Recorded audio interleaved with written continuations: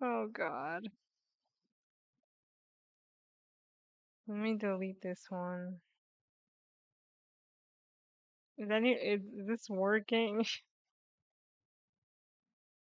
Let me see. Is it starting soon?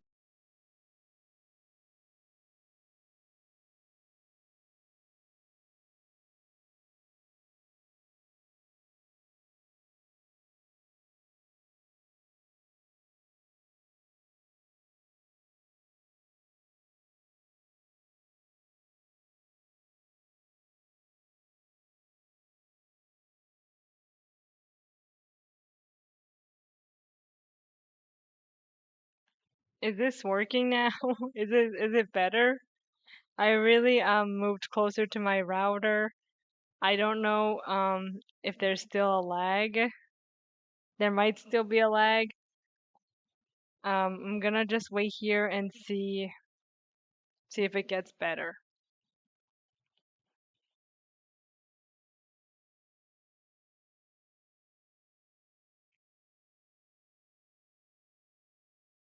Okay, it looks like people are joining. Thanks for bearing with me through this. Let me know if I can start and if it's good, just if it's good to go. Okay, we can see and hear you. Take two. Take two. Here we go. Okay, if it freezes again, just let me know. I moved closer to the router, so it should all be good now. I'm gonna restart from this slide. Thank you for joining. If you're joining just now, it's because my internet just freaked out and then it was lagging. Whenever I do like these streams, like it just always like there's just always something. But let's try to do it. Okay, so I rewatched the Devil Wears Prada one for this stream. I did not watch the second one yet, but we will talk a little bit about the second one and what I've heard about it. But let's talk about the one from 2006 that everyone probably has seen. Um, so like I said, it's about labor exploitation, Andy being on call 24/7, Emily literally breaking her legs, and even Miranda is beholden to a higher up, you know even though they're all on board with like infinite growth, constant competition, and everything, even Miranda is by some degree still exploited by this system. And the movie itself is about how each character kind of deals with this. Of course, we have the characters that embrace the competition, like Miranda, Nigel, and Emily. We constantly hear in the movie a million girls would kill for this job. Everyone wants to be us. And that is the reward of winning at capitalism, the exclusivity, people needing to be left out, people needing to be at the bottom so others can be at the top, and being, of course, a ruthless workaholic, throwing other people under the bus, that is worth it to them. Of course, Andy, as the audience surrogate, makes the choice to reject that system. I threw it on the ground meme. Probably no one has seen this meme in like 10 years. But she will not be part of that system. She will not be exploited by Miranda, and she doesn't want to, metaphorically sell her soul. Like the ending car ride monologue with Miranda and Andy, like really just is so perfect. It really like pulls the movie like together. In some parts, the movie's kind of weak, but that last like ending scene really just elevates the movie for me personally. And of course, like I just said, the ending with her phone in the fountain, like throwing her phone away, that scene really got to me when I was rewatching it because when the movie was made in 2006, that was before the iPhone came out and changed everything. So her throwing her phone in the fountain, it just feels like so, I don't know, like so ahead of its time because nowadays, 20 years later, the phone is like the ball and chain for everyone. So her throwing her phone in like the water, it's like everyone wants to do that. I wish I could throw my phone in the ocean. So I just really love like the ending part and how it was kind of like again, like I said, ahead of its time. Let me know in the chat like if this is all looking good for you guys. Um, One thing that I thought was interesting about the first one is that it kind of does like a both sides thing. Miranda is given a both sides narrative that even though she's like vindictive, goes behind her colleague and coworker's back, Um, and the job itself is killing her, making her miserable, leaving her private life in ruins. You know, like she's given a sympathetic story. And also, of course, it's pointed out that if she was a man doing all these things, she would be seen as a boss, but because she's an older woman, she's not taken as seriously. It kind of reminded me of like the Taylor Swift kind of feminism of like, if I was a man, which has some valid points, but kind of also doesn't acknowledge the system that Miranda is still taking part in and still using to her advantage to put down other women. And I think in the end, both things can be true. Women in the workplace, specifically in C-suite positions, face discrimination based on gender and race, as leaders, right? But they can also be horrible bosses. The way she treats Andy and Emily, not even calling Andy by her own name at first, is dehumanizing. The unrealistic expectations of how people should treat her is ridiculous. She is not a good person. And in the end, the movie kind of goes back on that by saying that no, she's not a good person. She didn't tell Nigel that he would not be leaving Runway.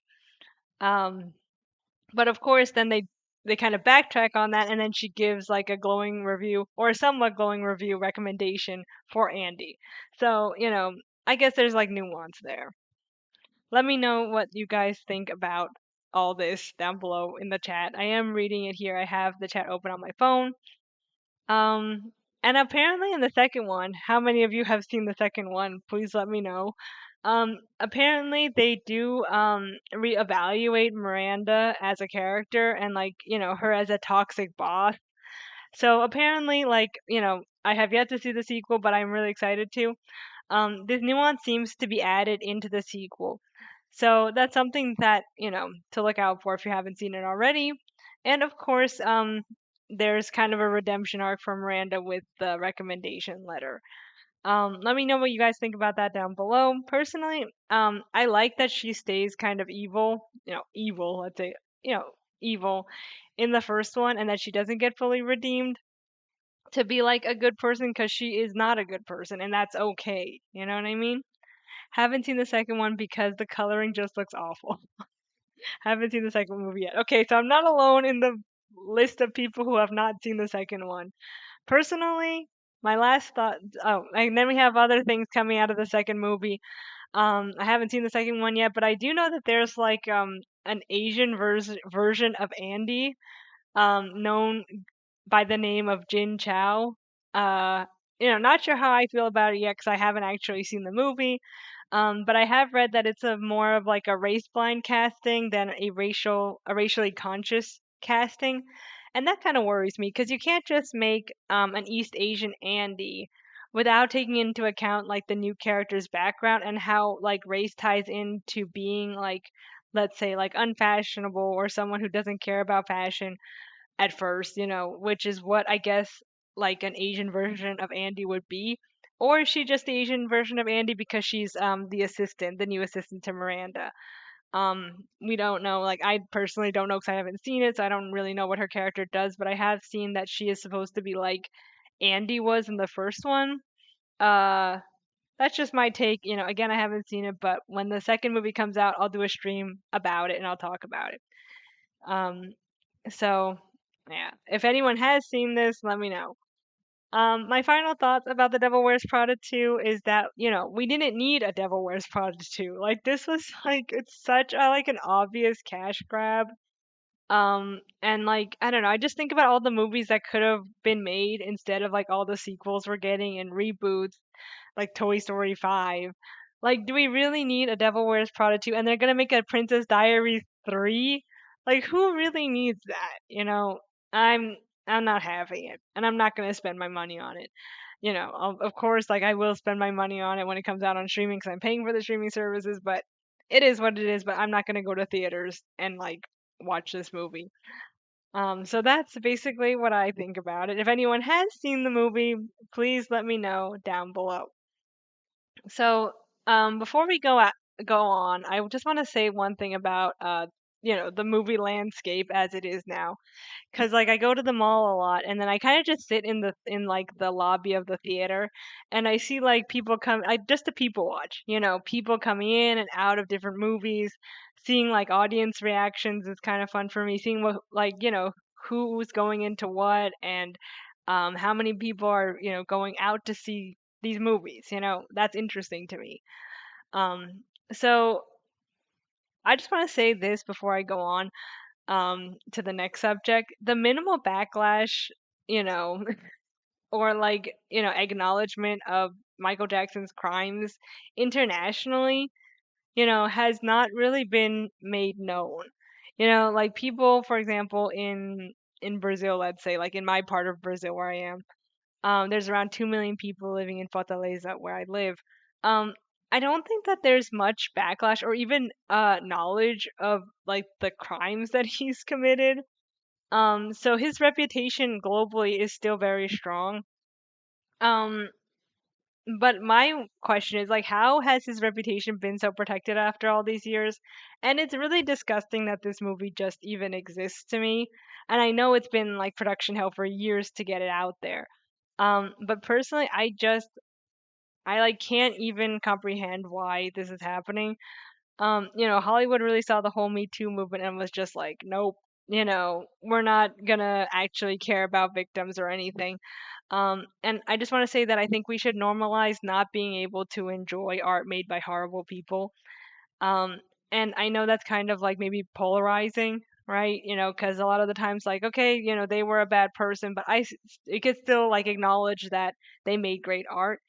um, but I think that we should make it our obligation as the public to not be able to enjoy that kind of art made by those kind of people.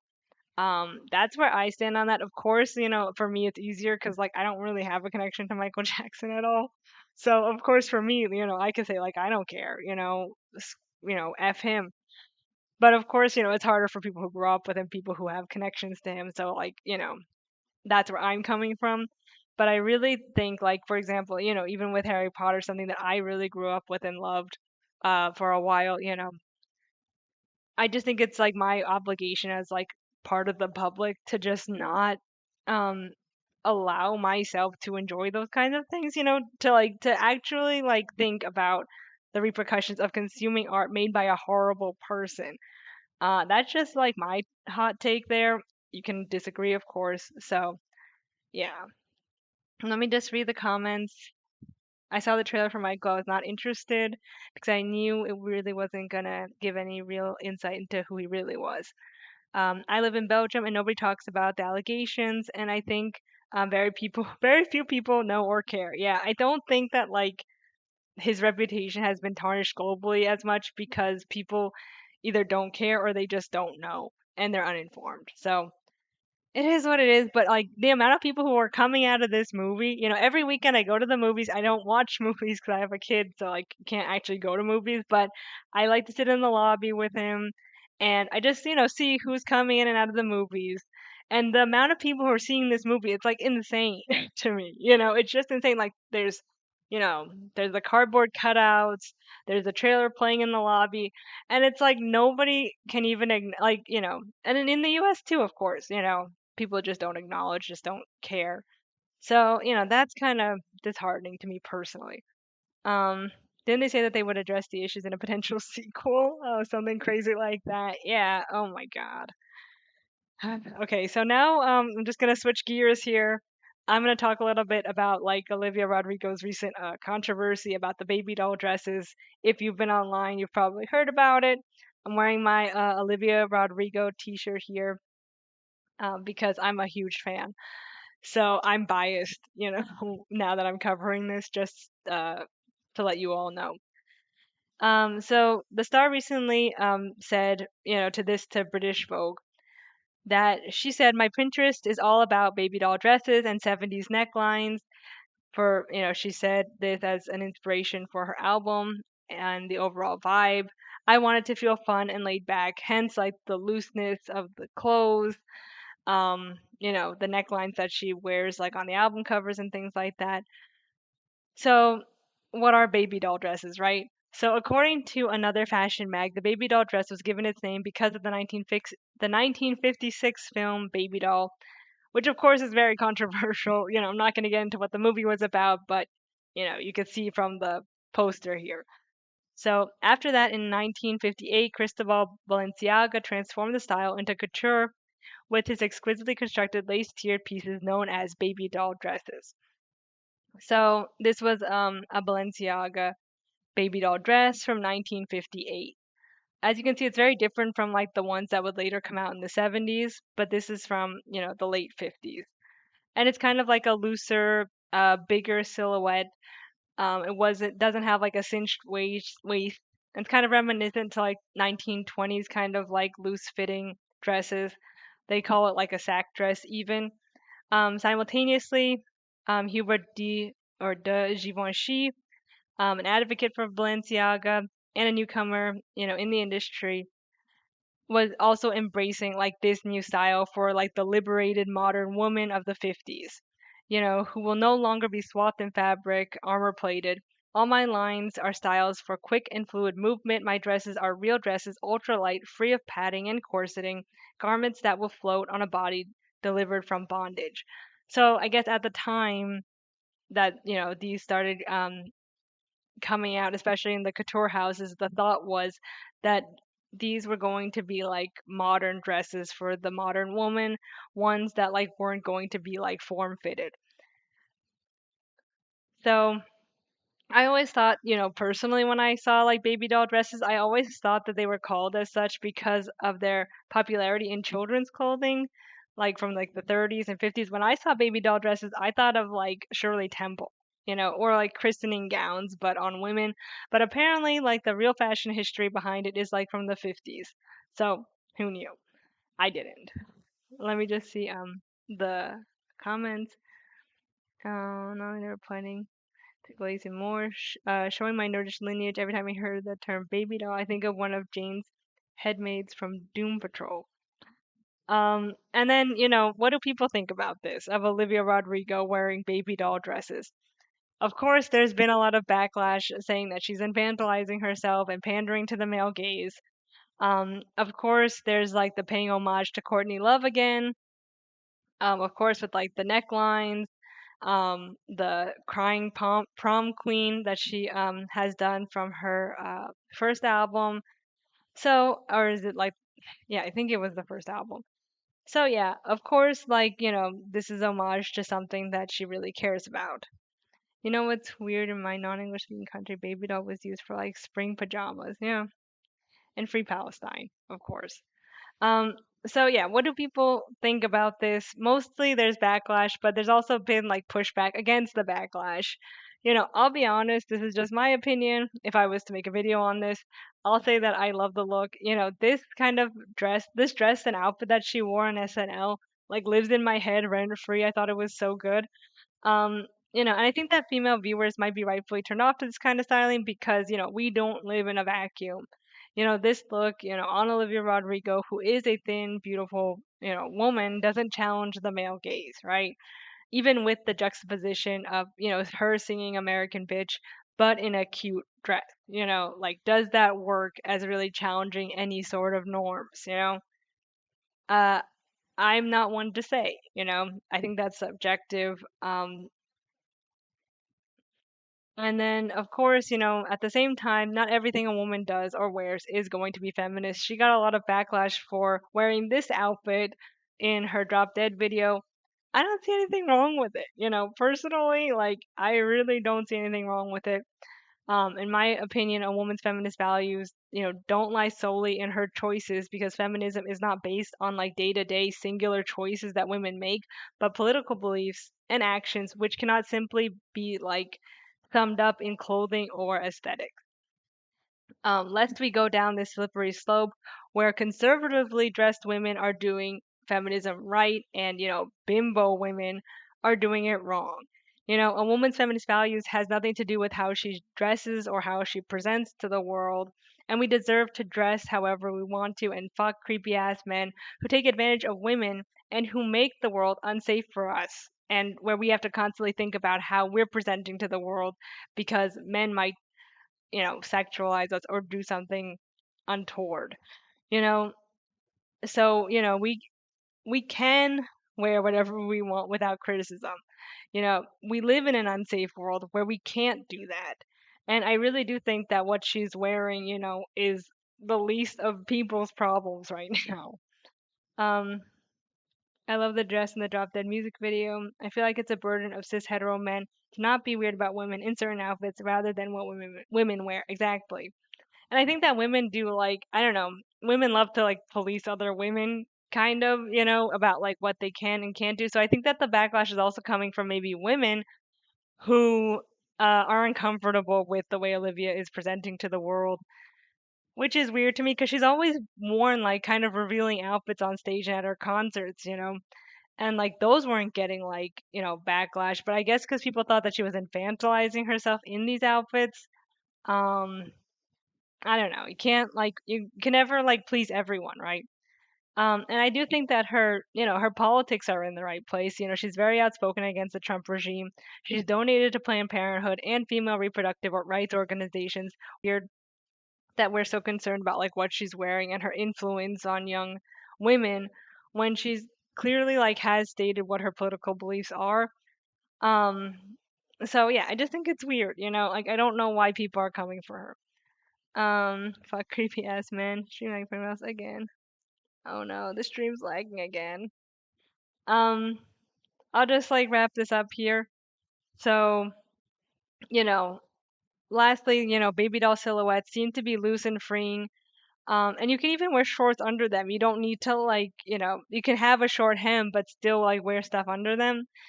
And I think it fits the vibes for her new single and her album coming soon. So let's just wait and see. It's crazy like the backlash that, female artists have to deal with.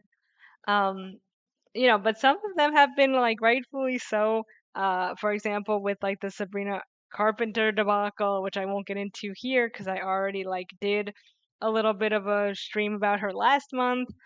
Some of them, kind of, sometimes like we do need to call out and criticize, of course. But to criticize like this kind of way that she's dressing, I don't know, it just seems to like that really doesn't have anything to do uh with much. I don't know. It just seems weird to me. I understand like the fear of like infantilizing yourself. It kind of like reminded me of the backlash that Mayim Bialik did to Ariana Grande when she came out with her album like 10 years ago. It's just like this thing is just like recycled itself, this discourse. It is what it is. Okay. So I'm sorry if the stream is lagging again. Um but that is the end. We made it to the end. So I want to say thank you so much for watching. I know that we had some hiccups in the beginning, so thanks for bearing with me. Thank you to everyone who has stayed. Once the second Devil Wears Prada comes out to streaming, I'll do a live stream on that. Same with when Olivia Rodrigo drops her next album. I'm so, so, so excited for it. And let's keep doing these monthly streams. And just a huge thank you to my patrons to keep donating to my channel and help me through every month. I mean, like, you guys are like what make this stream possible and make me want to keep doing it. So thank you. And June is my birthday month, so maybe I'll do a birthday stream. So thank you so much. Love you guys, and thanks for listening to me like ramble. It's been good. So thank you again, and have a great night and have a great week.